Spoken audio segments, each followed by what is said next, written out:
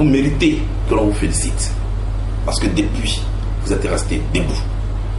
Ainsi donc, je vous félicite. Je vous encourage. Je vous exhorte en ce moment difficile à être solidaires les uns avec les autres. Mais je vous exhorte surtout à rester en prière. Car les adversaires avaient imaginé une entrée facile à Abidjan. Sûrs qu'ils étaient du soutien de l'armée française et de l'ONUCI, et de l'armée de Burkina Faso, et de l'armée du Nigeria. Car n'oubliez jamais, c'est comme toutes ces armées-là que l'armée régulière de Côte d'Ivoire se bat. Mais à nos côtés, ils ont oublié qu'il y a Dieu. Lui qui gouverne les lois de la nature, lui qui contrôle l'univers, lui qui commande le bien et lui qui combat l'injustice. C'est ce Dieu-là qui combat pour nous. Et c'est ce Dieu-là qui rend notre armée invisible et qui rend vulnérable toutes ces armées dont je viens de vous parler. C'est pourquoi je vous demande de rester en prière.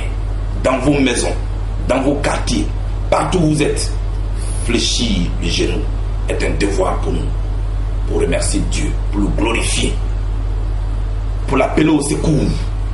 Parce que nous les victimes, on nous fait passer pour des bourreaux. Camarades patriotes, comme vous le constatez avec moi, depuis quelques jours, les hélicoptères de l'armée française ont remplacé les hélicoptères de l'ONUCI. Sous prétexte d'évacuer les ressortissants français, le ciel ivoirien est encore occupé, une fois de plus, par l'armée française, qui déverse ça et là des rebelles. Et les zones survolées, les zones où parachutent ces armées, ces soldats français, sont malheureusement et curieusement les zones qui sont des théâtres de combat. À Angré, à Gobelé, à Koumassi, à Makori. Mais pourquoi forcément ces quartiers? Mais parce que il faut toujours donner du tonus, il faut donner du soutien à ceux qui attaquent la Côte d'Ivoire. Mais ils vont échouer et ils échoueront toujours devant la puissance et le regard de Dieu. Quant à vous, dans vos quartiers, vous avez dressé des barrages, il faut les renforcer.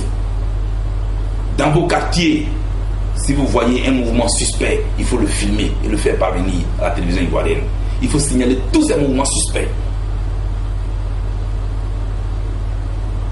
Certains de nos camarades, en tout cas, et ils sont nombreux, les leaders d'opinion, les leaders de mouvement, depuis quelques jours, vous ont lancé un appel à la mobilisation sur le chef de l'État. Je voudrais ici les féliciter. Tous les féliciter pour ce message prompt. Et féliciter et encourager ceux qui ont répondu à cet appel et qui sont devant la résidence du chef de l'État. Courage à vous, camarades. Félicitations à vous.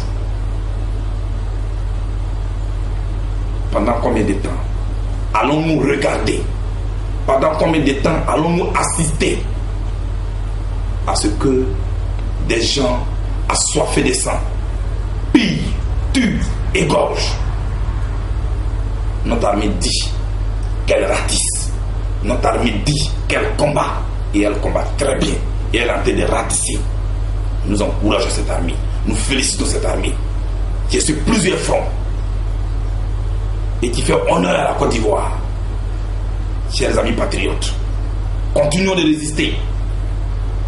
Pour ceux qui sont à Cocody et qui sont dans les zones sécurisées, il faut rejoindre ceux qui sont déjà amassés devant le chef de l'État. Quant à moi, je suis avec vous.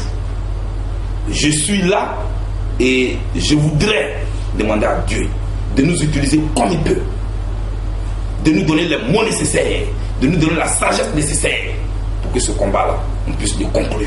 Car ce combat-là mérite d'être conclu. Les Ivoiriens ne méritent pas ce sort-là. Ils méritent mieux que ça. Ce peuple qui est resté debout pendant plus de 9 ans ne mérite pas du tout ce sort. C'est pourquoi nous demandons à la France d'avoir une position nette. La France est-elle en guerre contre la Côte d'Ivoire? La France est-elle en guerre contre le peuple de Côte d'Ivoire? Que cela soit clair. Sinon, l'armée de Côte d'Ivoire a les moyens pour venir à bout de ces rebelles. qui depuis quelques jours sont à l'entrée d'Abidjan. Ils n'arrivent même pas à avancer dans ce résultat.